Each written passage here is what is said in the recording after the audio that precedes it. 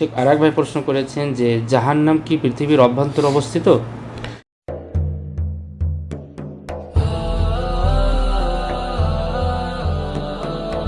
দেখুন, জাহান্নাম কোথায় এটা গায়েবী খবর।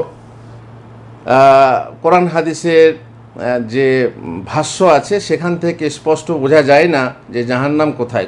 কোনো মানে উক্তি দ্বারা বোঝা যায় যে জাহান্নাম এই পৃথিবীর মধ্যেই আছে, নিম্ন স্তরে, পৃথিবীর নিম্ন স্তরে জাহান্নাম আছে।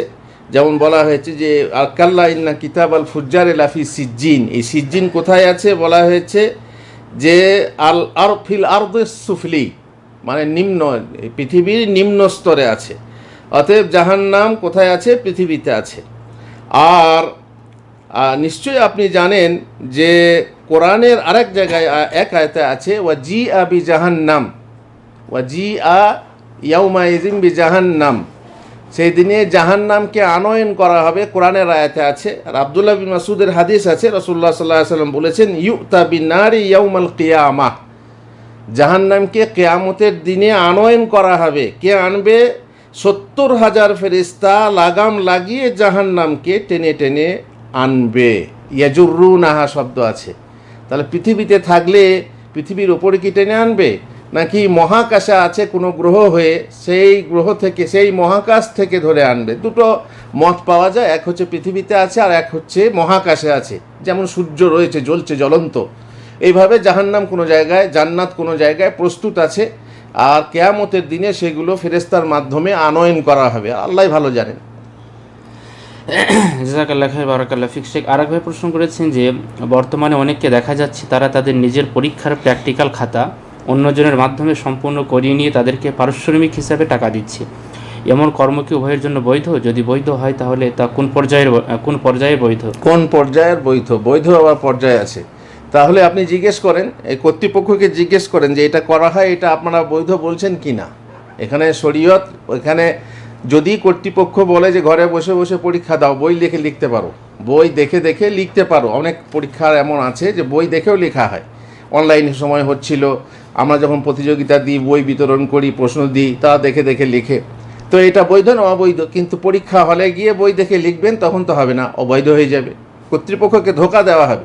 অতএব কর্তৃপক্ষকে জিজ্ঞাসা করুন এটা বৈধ না অবৈধ। তারা যদি বলে অবৈধ, তাহলে শরীয়ত অবৈধ। আশা করি বোঝাতে পেরেছি। আর এক প্রশ্ন করেছেন যে ফেসবুকে এক বক্তার বক্তব্য শুনলাম, উনি বলছেন বুখারী শরীফে বর্ণনা আছে বাড়িতে খেজুর গাছ লাগালে নাকি ঘরে কোনোদিন অভাব অনটন হবে না। আসলে কথাটা কতটা যুক্তিযুক্ত? দেখুন, খেজুর গাছ লাগালে অভাব হবে না, এ কথা যুক্তিযুক্ত বলে মনে হচ্ছে না। আপনি যদি আপনার দেশের গাছে, আপনার দেশের গ্রামের বাড়িতে যে খেজুর গাছ আছে একটা লাগিয়ে দেন, সেখানে খেজুর ধরলো আর না ধরলো আপনার ঘরে বরকত হবে, এরকম বিশ্বাস করলে তো মুশকিল আছে। যেটা হাদিসে আছে সেটা বলা হয়েছে বাইতুন লা তামরা ফিহি কাল বাইতি লা তাআমা ফিহি, যে ঘরে খেজুর নেই সে ঘরে যেন কোনো খাদ্য নেই। সেই ঘর হলো সেই ঘরের মতো যাতে কোনো খাদ্য নেই। বাইতুন লা তামরা ফিহি জিয়াউন আহলু, এই কথা হাদিসে আছে। যে ঘরে খেজুর নেই সে ঘরের লোকেরা হচ্ছে মানে কি বলে ভুক্ত, মানে ভোকারি আর কি, তার মানে খিদেগ্রস্ত বা খিদাগ্রস্ত, এ কথা আছে। মানে খেজুর হচ্ছে বরকতের জিনিস, খেজুর হচ্ছে ভালো খাদ্য, যে খাদ্য ঘরে থাকলে মানুষ, ওই ঘরের লোকেরা খিদাগ্রস্ত হয় না বা ক্ষুধাগ্রস্ত হয় না, এই কথা হাদিসে আছে। এইটুকু জানি। কিন্তু আপনি যেটা বুখারী শরীফের হাওয়ালা দিয়ে খেজুর গাছ লাগানোর কথা বলছেন, তো খেজুর গাছ লাগিয়ে যদি খেজুর উদ্দেশ্য হয় তাহলে ঠিক আছে, যে গাছে খেজুর দেবে এবং খেজুর দ্বারা বরকত হবে তাহলে ঠিক, শুধু গাছ দ্বারা বরকত হবে না। আর এক ভাই প্রশ্ন করেছেন যে আমার ফুপা মারা গেছে ইউরোপে, আমার ফুপু আছে ওখানে, এখন তিনি সুখ দুঃখগুলো কীভাবে পালন করবেন? 4 মাস 10 দিন তিনি তার সব কিছু কে একা করতে হয়, যেমন বাজার ইত্যাদি, বাচ্চাদেরকে মাদ্রাসা নিয়ে যাওয়া নিয়ে আসা ইত্যাদি। দেখুন, সুখ দুঃখ না, শুধু শোক পালন করতে হবে। এখানে সুখ পালন করার কথা নেই, আপনি হয়তো জানেন না, তাই সুখ দুঃখ বলেছেন। শোক পালন করা, সুখ পালন করার কিছু নেই, সুখ নেই কিছু, এটা শোক।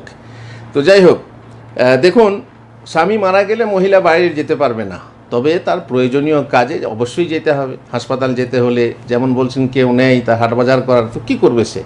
তার উচিত সে মায়ের বাড়িতে চলে যাবে, কিংবা এমন জায়গায় যাবে যেখানে তার মাহরাম আছে, হাট বাজার করে দেবে, দেখাশোনার লোক আছে। যদি কোনো উপায় না থাকে, সে দুনিয়াতে একা, সে কি করবে? সে নিরুপায়, সে করতে পারবে এবং যেতে পারবে। তাতে তাকে বলা হবে না যে তুমি ঘরের ভেতরে তোমাকে থাকতে হবে, না খেয়ে মরতে হবে, তা তো নয়।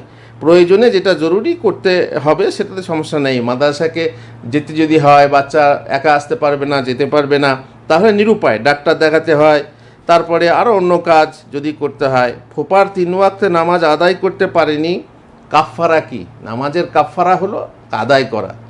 যে নামাজ কাজা করেছে সে সেটাকে আদায় করলে সেটাই হচ্ছে কাফফারা। এর হিসাব করে টাকা পয়সা কিছু নেই, আর টাকা পয়সা দিলেও লাভ হবে না। আর দ্বিতীয় কথা হচ্ছে, নামাজ কাজা কেন হবে? অসুস্থ অবস্থায় নামাজ কাজা হবে না, জ্ঞান থাকতে নামাজ কাজা করা যাবে না।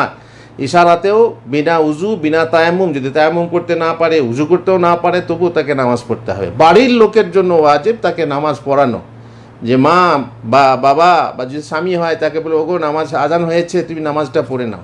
আমি তো উজু করতে পারবো না, তায়াম্মুম করে দিতে হবে মাটি দিয়ে।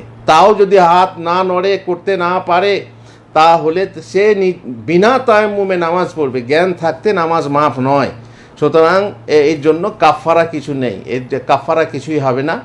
আর আল্লাহ তাআলাই ভালো জানেন তার সঙ্গে হিসাব কী হবে।